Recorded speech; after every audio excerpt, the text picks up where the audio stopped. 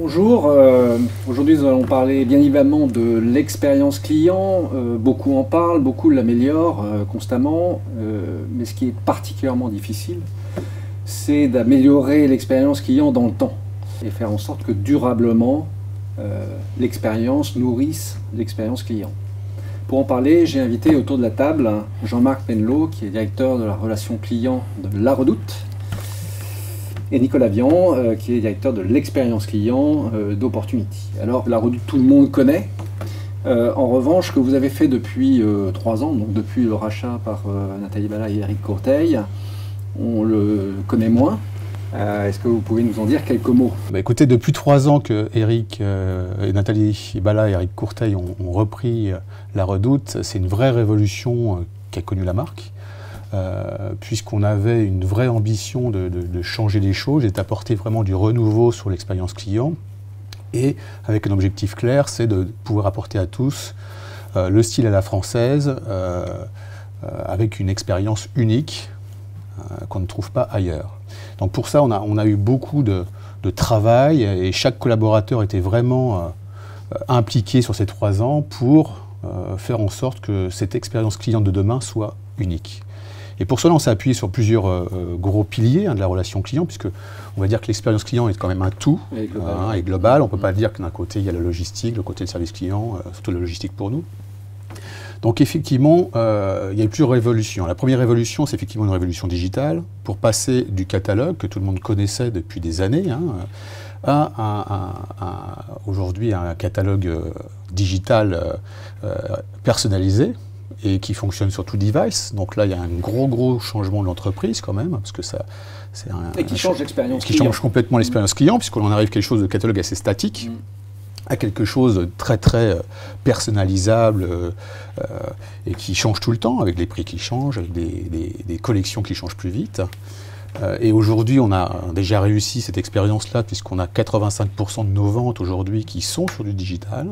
Et on voit que la partie mobile, l'achat sur le mobile est très fortement en hausse, puisqu'on est déjà à plus de 30% des ventes qui sont par le mobile directement. Donc on voit que le mobile first et les clients sont de plus en plus appétents au digital. Donc là, La Redoute est vraiment sur ce créneau-là et on continue à l'être. Avoir des produits qui sont aussi de qualité, puisque là aussi La Redoute est toujours créateur de ses produits, pour une grande majorité de son offre, que ce soit sur la maison ou sur le prêt-à-porter. Donc là aussi, un travail sur de nouvelles collections, avec des délais plus courts, des changements plus importants pour apporter une vision plus dynamique, plus jeune de La Redoute. Un nouvel entrepôt logistique, flambant neuf, qui vient de rentrer en production il y a quelques semaines. Qui se traduit par des délais plus courts? Qui va se traduire effectivement par des délais, j'espère, nettement plus courts. Et là, par exemple, un client qui va passer sa commande avant 20 h va pouvoir, dès le lendemain, l'avoir chez lui, avec un temps de préparation à l'entrepôt de 2 heures. Donc entre je clique et mon collier est dans le camion du transporteur pour être livré, c'est plus que 2 heures, donc c'est aussi vraiment important. C'est opérationnel aujourd'hui? C'est en cours d'être opérationnel, je pense qu'on y sera complètement fin d'année. Mais en tout cas, déjà, on voit qu'on est encore en cours de transformation, donc ça avance. Et c'est des gros projets qui demandent beaucoup d'ajustements. Mais en tout cas, on va sur cette cible-là qui sera, je pense, opérationnelle fin d'année. À 100%. Là, on est plutôt sur du 70% et on va s'en rapprocher petit à petit jusqu'à la fin de l'année.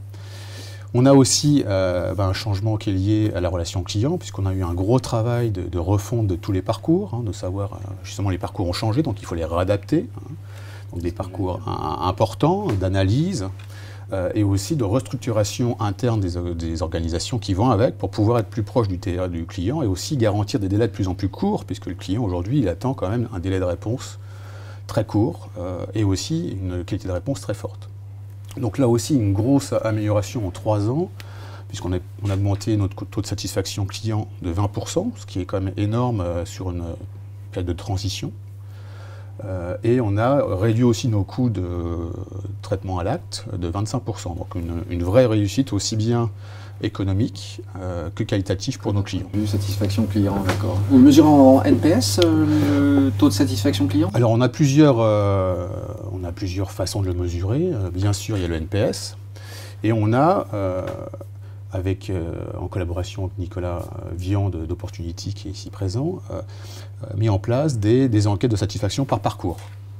C'est-à-dire que chaque parcours a son enquête client, et on peut ainsi identifier les satisfactions, les insatisfactions, et on est en train de travailler on est en train de mettre en place des dataware qui vont permettre effectivement de croiser les baromètres avec le parcours client réel, pour voir effectivement à quel niveau précis il y a eu un incident qui a impacté ce parcours et qui nous a impacté dans cette expérience client. Donc on est vraiment en train de travailler sur l'affinage. Là aussi, on a encore des marges de progrès assez fortes, on sait, qui sont liées encore à notre transformation.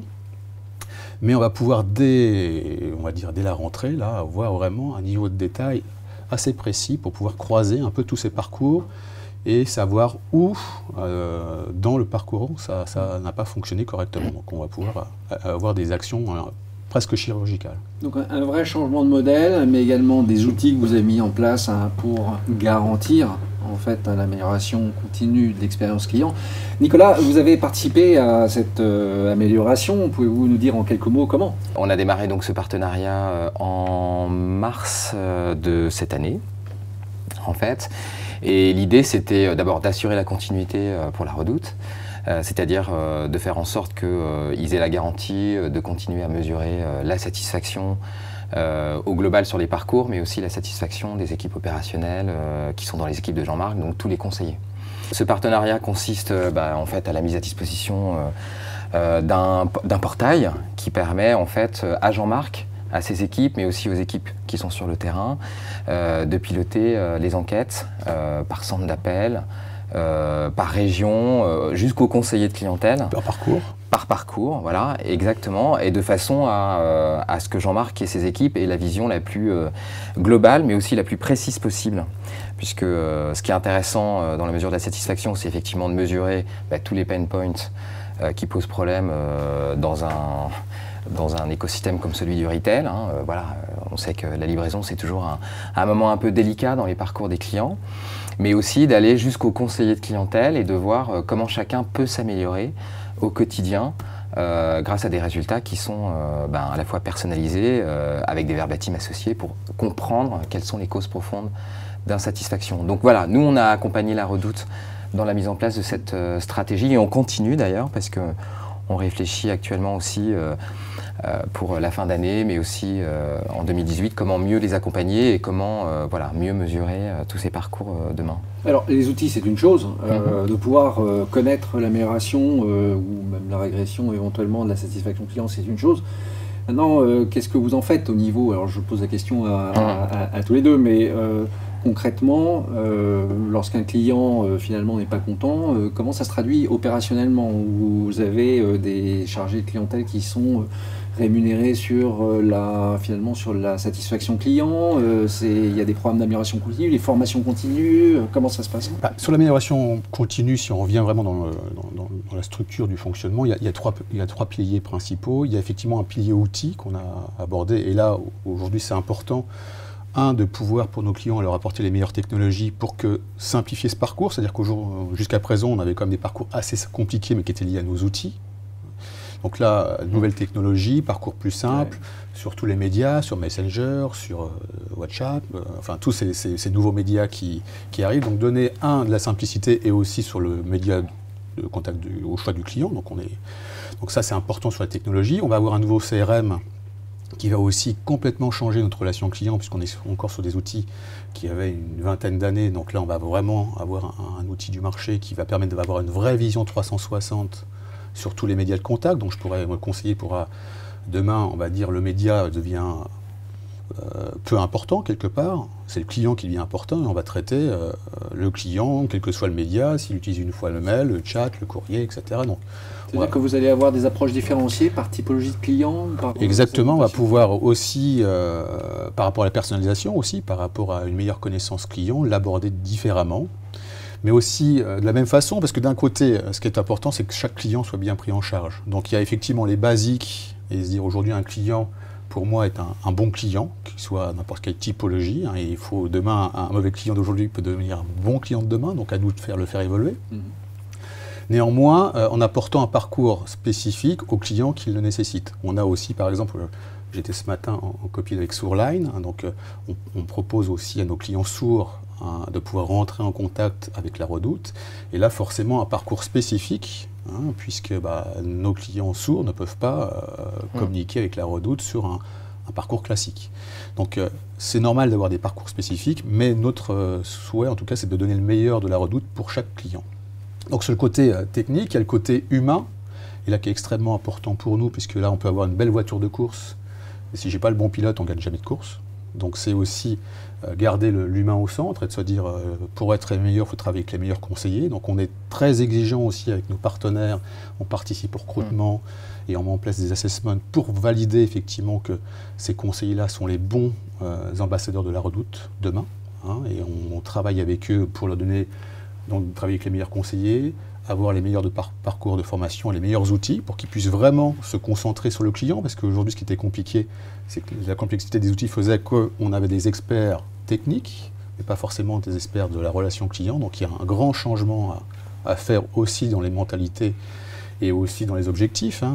Aujourd'hui, traiter une réclamation, on va dire, c'est basique, c'est pas ce qui nous intéresse.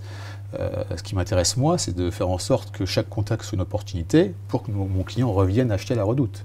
Donc on n'est plus du tout dans les mêmes enjeux, dans les mêmes objectifs qu'il y a quelques années. Donc ça demande effectivement beaucoup de travail, beaucoup d'exigences sur nos partenaires, mais aussi pour gagner ensemble et demain être une référence de la relation client e-commerce. Donc on est tous dessus. Et bien sûr, pour finir, le client, on en parlait quand même, c'est lui qui est au centre, il ne faut pas l'oublier, c'est de se dire à chaque fois que je fais une action, à chaque fois que je prends une offre, quel est le bénéfice du client? Qu'est-ce que ça va lui apporter? Est-ce que c'est ce que je fais, je ne le fais pas pour moi finalement? Est-ce que c'est sympa, mais c'est pour toi que tu le fais, c'est pas pour le client. Donc c'est vraiment se pencher vers le client, vers ces parcours-là et pouvoir mesurer, analyser, tester, puisque là aussi c'est intéressant avant de lancer à grande échelle de faire des tests, pour que le client reste au cœur de nos préoccupations et vraiment le bénéficiaire de nos actions. Ce que j'entends au travers de ce que vous dites, c'est cette notion cette volonté d'impulser une culture client continue et de la faire finalement immerger dans l'ensemble de l'enseigne de la Redoute. C'est ça, c'est pas que la relation client, je pense que notre objectif à la Redoute, c'est bien de dire on est la Redoute et chaque acteur, chaque collaborateur de la Redoute doit être tourné client par rapport à ses actes. Parce qu'à n'importe quel niveau de poste, si on réfléchit bien, on trouve un bénéfice client dans les actions qu'on doit réaliser. Que ce soit la RH, que ce soit la logistique, que ce soit au service client, que ce soit au commerce. Donc c'est tourner aussi ces indicateurs-là. Et aujourd'hui, on a tous objectivé par rapport aux résultats NPS dans l'entreprise pour aussi marquer que l'important, c'est le client. Très bien. Et pour finir, en termes de perspective, la Redoute, en termes de perspective de l'expérience client, qu'est-ce que vous pouvez nous dire? On a encore beaucoup de sujets parce qu'on n'est pas encore au bout. Je pense que c'est un sujet qui ne s'arrête jamais et on a toujours envie d'aller plus loin et de faire toujours plus plaisir à nos clients.